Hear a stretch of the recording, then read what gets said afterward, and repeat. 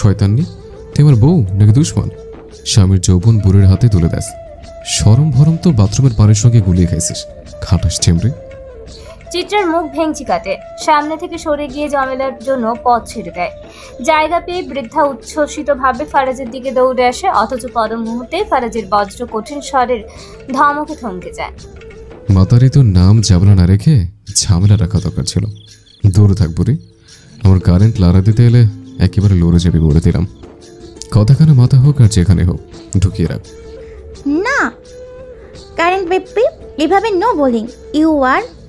You আমার girlfriend, মাই প্রেমিক। You দূরে গোয়িং হলে মাই তো ডাই হয়ে যাবো। আর হোয়াই ইউ কল মি বুড়ি? আই অ্যাম 5 বছরের বিউটিফুল গার্ল, ইউ প্রেমিকা। ফারাজ ফুঁসতে থাকে, মুখের রেখায় স্পষ্ট বিরক্তি ফুটে ওঠে। নিজেকে নিয়ন্ত্রণ করে বলল, ইসরে বুড়ির মারাত্মক কিরমোট আছে দেখছে। আমারে বুড়ি কুদ্দুসের বাপ পাওনি। তোমার সঙ্গে দাঁড়ানোর জোয়ানটাই তো লোড নিতে পারে না, ঘন্টা আনা যেতে জ্বর চলে আসে। আর তুমি কেন চকলেট ফ্লেভার? ইউ যেই চকলেট ফ্লেভার পছন্দ করো মুই ওইটা। জমেলা একবার ফারাজের দিকে হাত বাড়িয়ে দেয়, কিন্তু ফারাজ সজোরে এক ধাপ পেছনে সরে পুনরায় বলল, ধরার কাজ তো আমার, তুমি কেন ধরছো? 5 বছরের বিউটিফুল বুড়ি। ফারাজ এই বলে এক ঝটকায় নিজের শার্ট খুলে বিছানায় ছুড়ে ফেলে। আরো বেশি দেখার কি মরছে তাই না? নে দেখ কত দেখতে পারোস মাতারি, দেখ। চিত্রাঙ্গনা তুই রুম থেকে বের হও, আউট। বুড়ির কিরমি কতখানি আজকে দেখিয়ে ছাড়বো। ফারাজ বেশি হয়ে যাচ্ছে না? কোথায় কোথায় জামা কাপড় খুলতে হবে কেন? না দেখালে ভালো লাগে না বুঝি? ফারাজ ঘাড় কাত করে চিত্রার দিকে তাকিয়ে সজোরে একটা ধমক দিয়ে বলল, জাস্ট আউট। চিত্রার ধমকে কিছু আসে যায় না। সে গভীর শ্বাস ফেলে, মুখে কুঞ্চিত ভ্রু ছায়া, মনে ঘূর্ণিঝড়। হাই আল্লাহ, এই লোকের কি একটু লজ্জা নেই? জমেলা দাদির যে মানসিক সমস্যা আছে তা জানা সত্ত্বেও কি এমন নাটকীয়তা জরুরি ছিল? ফারাজ এবার নিজেই জমেলার দিকে এগিয়ে আসে, কিন্তু হঠাৎই বৃদ্ধা থমকে দাঁড়ায়, কাঁপা কাঁপা স্বরে বলে, আল্লাহ গো, আমি এইখানে কেমনে এলাম? ফারাজ ভ্রু উঁচিয়ে তাচ্ছিল স্বরে বলে, কেন জানো না? তুমি তো নিজে আমার কাছে কিরমি দূর করার জন্য নাচতে নাচতে চলে এসছো। ঝামেলা না মানে জমেলা চেনা পাখি। জমেলা কিং কর্তব্য বিমূঢ় হয়ে দাঁড়িয়ে থাকে। চিত্রা দ্রুত বিষয়টি সামাল দেওয়ার জন্য বলল, কিছু না দাদু, আপনি নিচে যান, আয়েশা আপনাকে খুঁজছে। জমেলা আর কিছু না বলে ধীর পায়ে দরজার দিকে এগোয়। দরজা বন্ধ হতেই ফারাজ বিদ্যুৎ বেগে ছিটকিনিটা এঁটে দেয়, তারপর দৃঢ় পদক্ষেপে চিত্রার দিকে এগিয়ে আসে। তার চোখে শীতলতা। তোমাকে আউট বলেছিলাম, শুনতে পাওনি? আউটের বাংলা জানি না, তাই দাঁড়িয়েছিলাম। চিত্রা মুখ বাঁকিয়ে বলল, ও আচ্ছা, জি। কাম। এই বেটা কাছে ডাকো কেন? ইংরেজি শেখাবে নাকি? আমি ইংরেজি জানি। Love you, hate you, fuck you. Faraz বড় বড় চোখ করে চিত্রার দিকে তাকায়, তওবা তওবা করে বলে, আস্তাগফিরুল্লাহ। এই জমজমার পানিটা কইরা শালার আগুন সুন্দরের আগুন বেড়ে গেছে দেখছে। পানি ছিটে আগুন বন্ধ করতে হবে।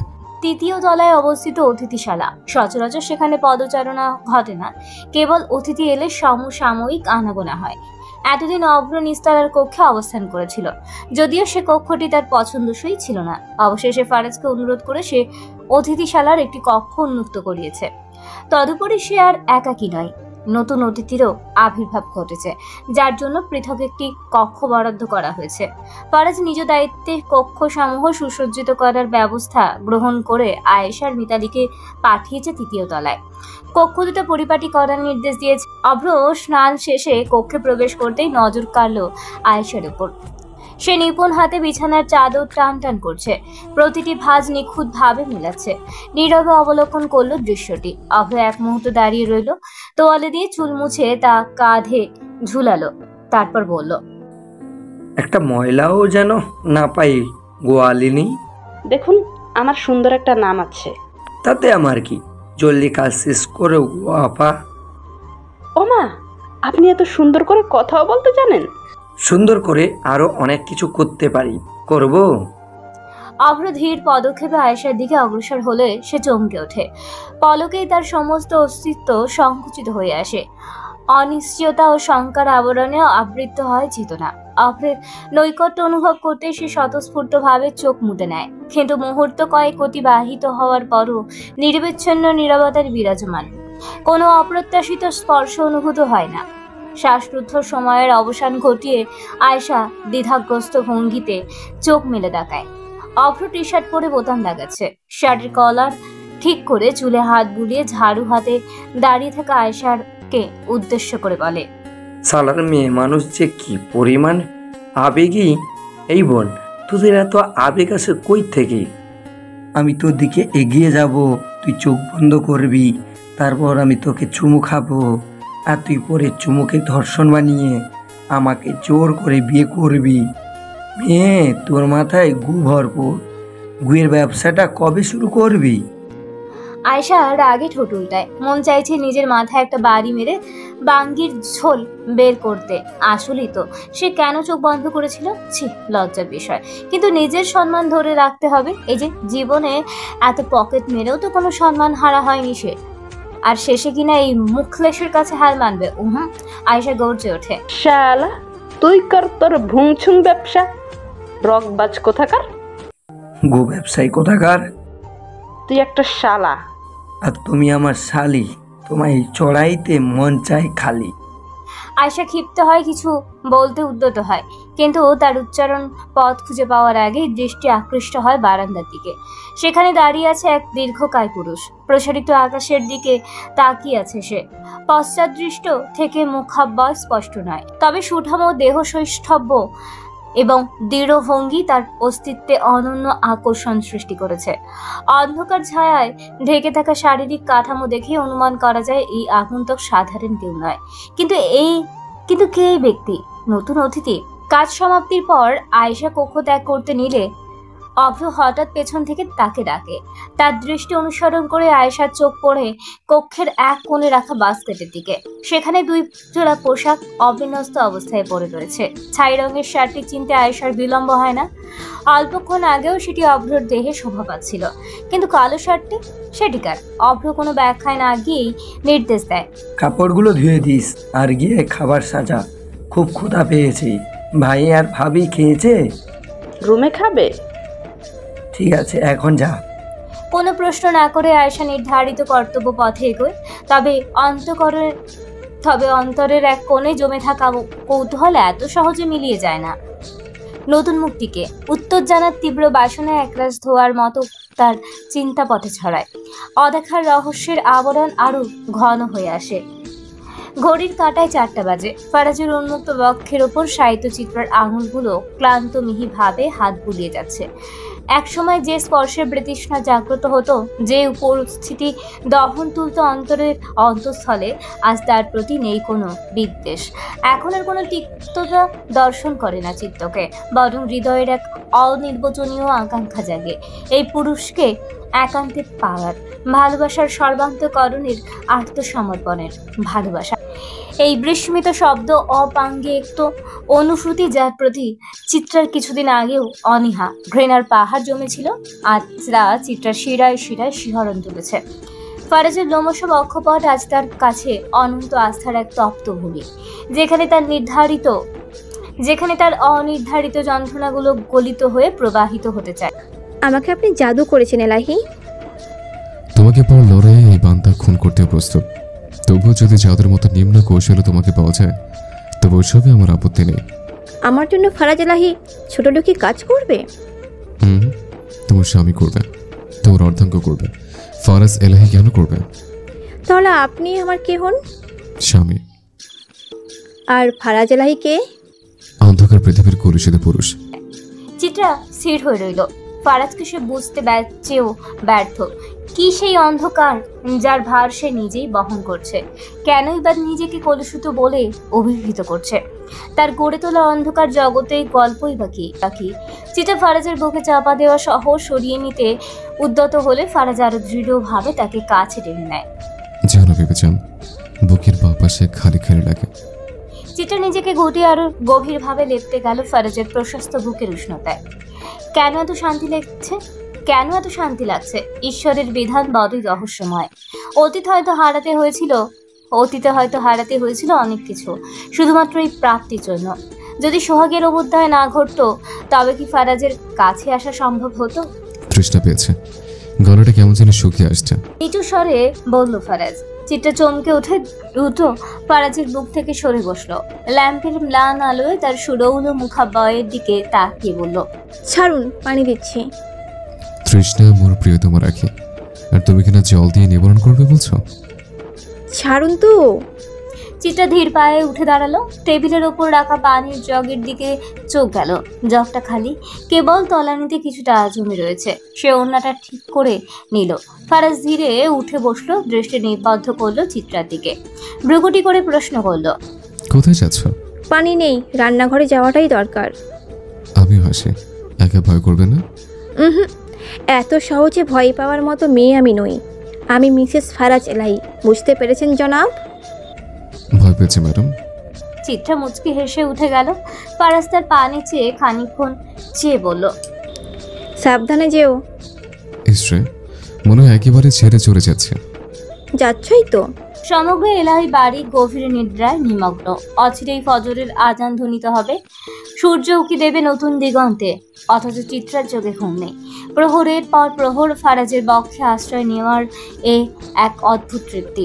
যদি এভাবেই সমগ্র জীবন কোলে ঝরে যায় তবে আর কি বা চাওয়ার থাকতে পারে। রান্নাঘরে যেতে যেতে অনেকটা সময় পার করে ফেলে চিত্রা। এক হাতে তার পানির বোতল, অন্য হাতে এক বাটি পায়েস। নদী ভাবি আজই বানিয়েছেন। ফারাজের খুব পছন্দ মিষ্টি জাতীয় খাবার।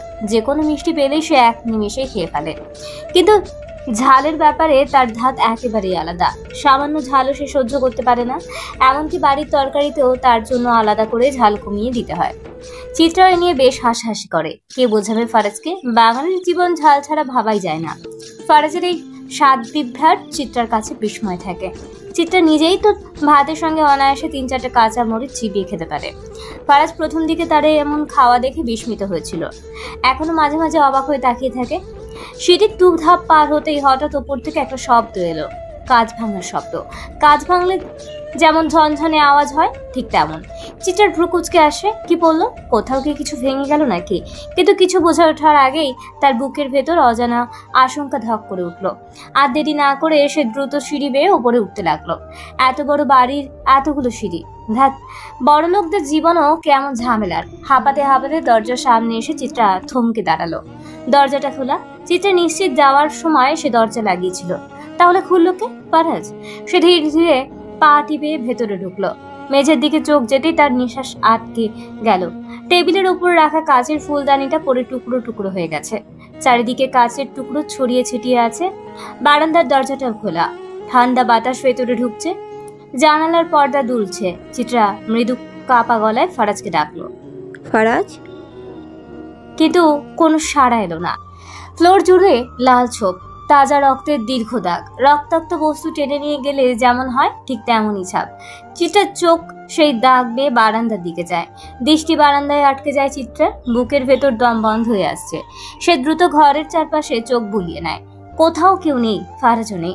আতঙ্কের শীতল স্রোত মেরুদণ্ড বেয়ে নেমে আসে।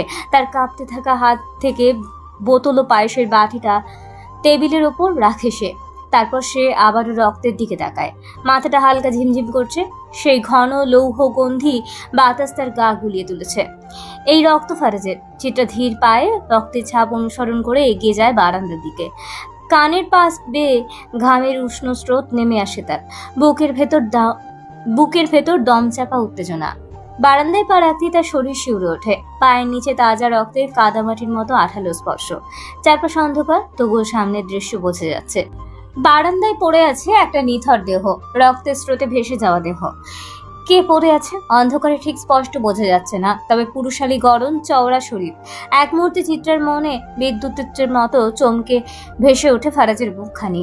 বুকের ভেতর ধুকপুক করে ওঠে। শুষ্ক কণ্ঠে চিত্রার মুখ দিয়ে বেরোয়, ফারাজ? কোনো সাড়া নেই। চিত্রা এক পা এগিয়ে যেতে না যেতেই হঠাৎ ঠান্ডা ধাতব কিছু তার গলার কাছে ঠেকে। এক ঝটকায় পিঠ শক্ত একটা বুকের সঙ্গে ধাক্কা খায়। ভয় চিত্রার শ্বাস আটকে আসে। হাত পা অনিয়ন্ত্রিত কাঁপতে থাকে। পেছনে ফিরে দেখার আগে কেউ একজন তার কাঁধের কাছে নিজের থুতনি রাখে। লোকটার নিঃশ্বাসের গরম ছোঁয়া অনুভব করে চিত্রা। তারপর ফিসফিস শব্দে ভেসে আসে গা শিউড়ে দেওয়ার একটা স্বর। আগুন সুন্দরী। লোকটা শক্ত হাতে চিত্রার গলার ধরে রেখেছে চাকুটার পাত। তার ঠান্ডা চোখে হয়তো কোনো অনুভূতির ছাপ নেই। মুহূর্তের মধ্যে সে এক ঝটকায় চাকুটা টেনে দেয়। ধারালো ফলাটা গলার চিরে ভেতরে ঢুকে যায়। গটগট করে রক্ত বেরিয়ে আসে, ঝর্ণার মতো উষ্ণ ঘন টকটকে লাল রক্ত। সেটার তীব্র গন্ধ বাতাসে ছড়িয়ে পড়ে, ভিজিয়ে দেয় চারপাশ। চিটার গলা দিয়ে একটা চাপা আর্তনাদ বেরিয়ে আসে। সে গলা থেকে গটগট করে পড়তে থাকা রক্ত হাত দিয়ে ছুঁয়ে দেখে। হাতটা আঠালো রক্তে ভিজে একাকার। নিজের রক্ত নিজে ছুঁয়ে দেখার অনুভূতি কেমন? চিত্রার চারপাশটা ঝাপসা হয়ে আসছে, তবুও সে পেছনে ঘুরে তাকায় না। তার ভাঙা দৃষ্টি নিবদ্ধ বারান্দায় পড়ে থাকা নিথর দেহটির ওপর। বাতাসের একটা পরিচিত গন্ধ, মিষ্টি এলাচের গন্ধ হাওয়ায় মিশে যাচ্ছে। চিটা মাটিতে লুটিয়ে পড়ার আগেই ছলছল নয়নে বিড়বিড় করে নিথর দেহটির দিকে চেয়ে বলল, ফারাজ, ও উঠুন, আমার খুব খুব যন্ত্রণা হচ্ছে। মাটিতে লুটিয়ে পড়ে চিত্রা। মৃত্যুর কারণ জানার আগেই চিত্রার ছোট্ট দেহটির দম ফুরিয়ে আসে। তার চোখ জোড়া বুঝে যাওয়ার আগেই কানে কেবল একটা শীতল গলা ভেসে আসে, বিদায় মিসেস ফারাজ ইলাহি। আধো চোখ মেলে দাঁড়িয়ে থাকা পুরুষটির মুখশ্রী দেখার আগেই ঘুম ভেঙে যায় চিত্রার। চিৎকার দিয়ে চিত্রা ধর্মড়িয়ে উঠে বসে। বুক ধকধক করছে, নিঃশ্বাস ঘন হয়ে এসেছে, গলা শুকিয়ে কাট। তার চোখে তখনও ভাসছে সেই বিভীষিকাময় দৃশ্য। শ্বাস নিতে গিয়ে হোঁচট খাচ্ছে সে। জামার ভেতর দিয়ে ঠান্ডা ঘামের স্রোত বয়ে যাচ্ছে, পিঠ পর্যন্ত ভিজে গেছে পুরোটা।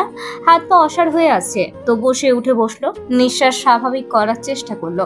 স্বপ্ন, এটা একটা স্বপ্ন ছিল, কিন্তু এটাই বাস্তব। এতটাই জ্যান্ত যে চিত্রার এখনো মনে হচ্ছে তার হাতের তালুতে রক্তের উষ্ণতা লেগে আছে। ফারাজ ঘুমের ঘুরে চিত্রার চিৎকার শুনে চমকে ওঠে, তড়িঘড়ি করে উঠে বসে। আধো অন্ধকার ঘরটায় চোখ ঘুরিয়ে তাকায় চিত্রার দিকে। এই বউ, কি হয়েছে? দেখি, তাকাও, আমার দিকে তাকাও। ফারাজের কণ্ঠ উদ্বিগ্ন, ঘুম জড়ানো স্বরে উৎকণ্ঠা স্পষ্ট। চিত্রা নিঃশ্বাস নিতে হিমশিম খাচ্ছে, বুক ওঠানামা করছে দ্রুত। ফারাজের দিকে একবার তাকায় সে, ভয়, হতাশা আর বিভ্রান্তি মিশে থাকা দৃষ্টিতে। এক মুহূর্ত থেমে থাকার পর হুট করে এসে ফারাজকে জড়িয়ে ধরে। তার সমস্ত শরীর কাঁপছে। ফারাজ কিছু বোঝার আগেই সে মুখ গুজে দেয় ফারাজের বুকে।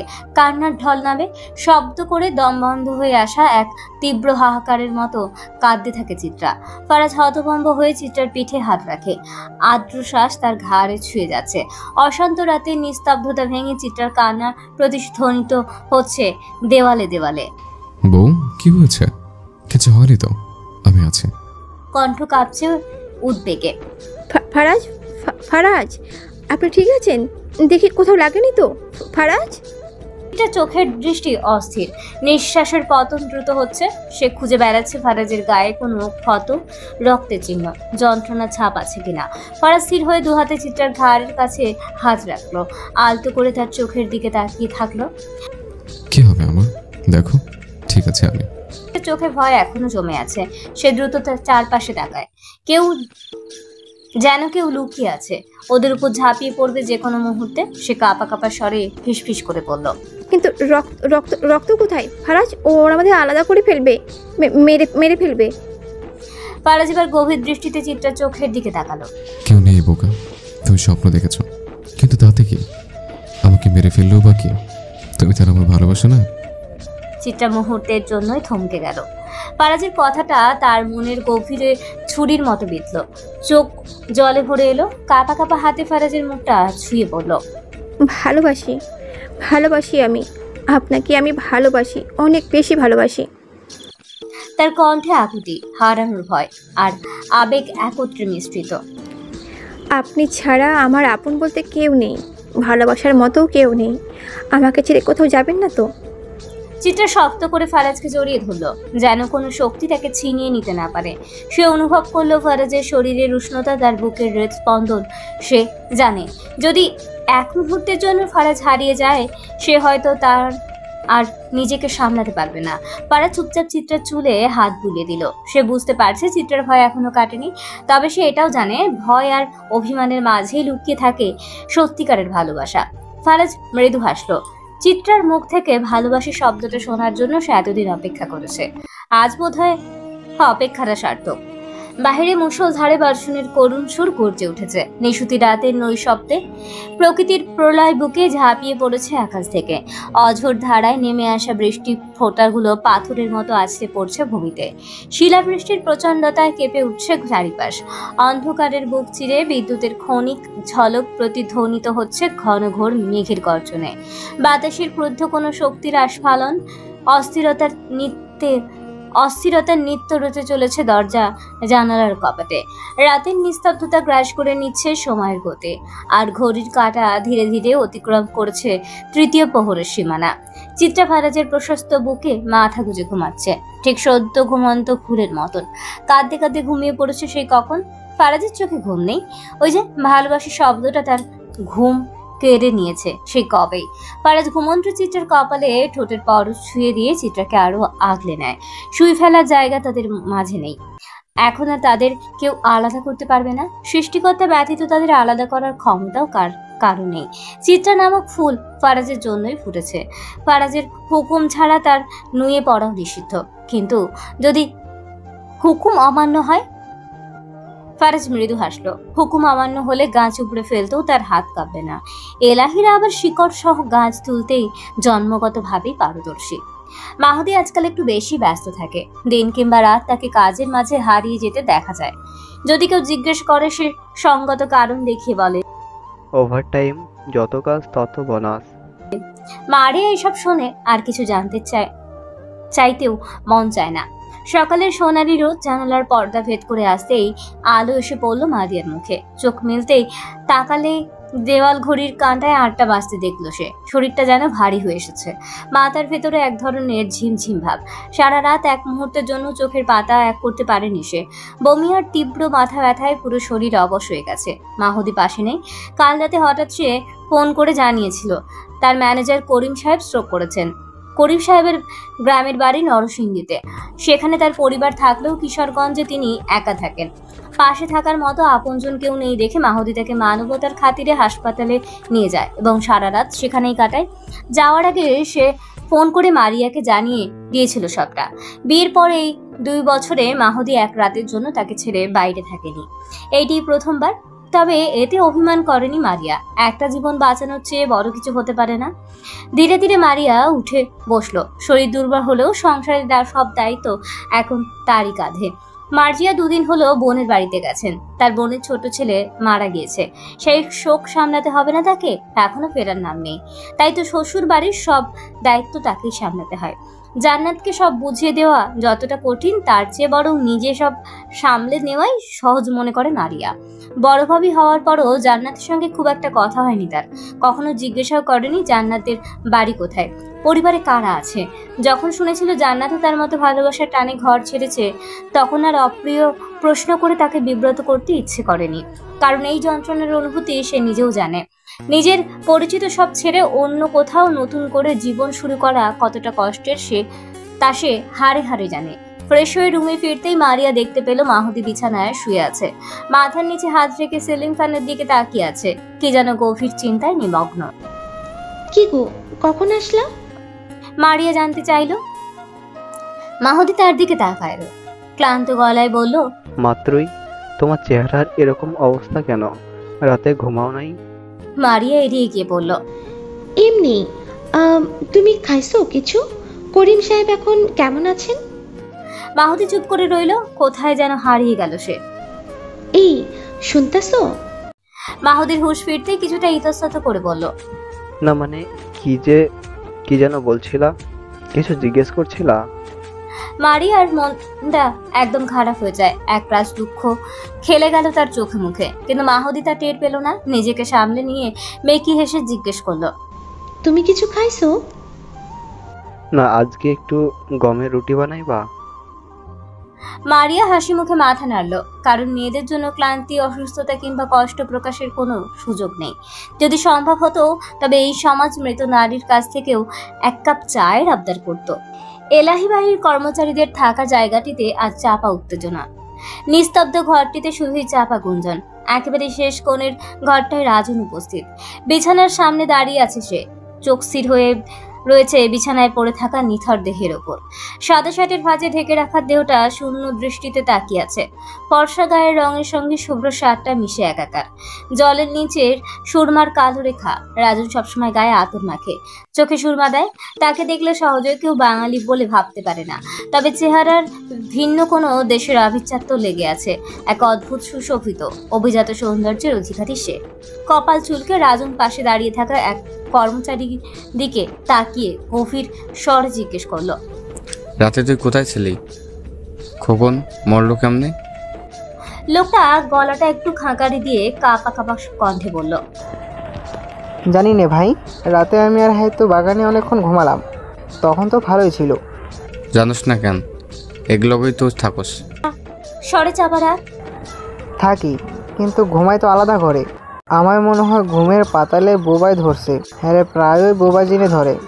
কণ্ঠে ভয়, অথচ রাজন তা গায়ে মাখল না। কালের পেশাল পারিস না, তোর আব্বার আর ধরছে না। লোকটা চুপ করে গেল, কিছু বলতে গিয়েও গলার কাছে আটকে গেল। ঘরের মাথা থমথমে, কুয়াশার মতো ধোঁয়া ছড়িয়ে পড়েছে চারিদিকে।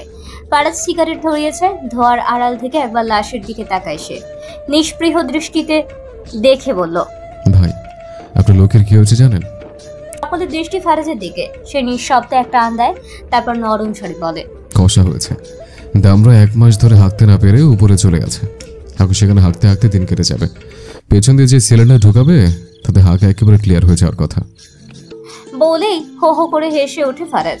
রাজনের চোখে ধাক্কা খায় রাগে, বিরক্তির সুর গলায় ফুটে ওঠে। দেখ ফারাজ, এইটা ফাইজলামের সময় না। এ নিয়ে এই বাড়ির 3 জন লোক মরছে। Yes bro.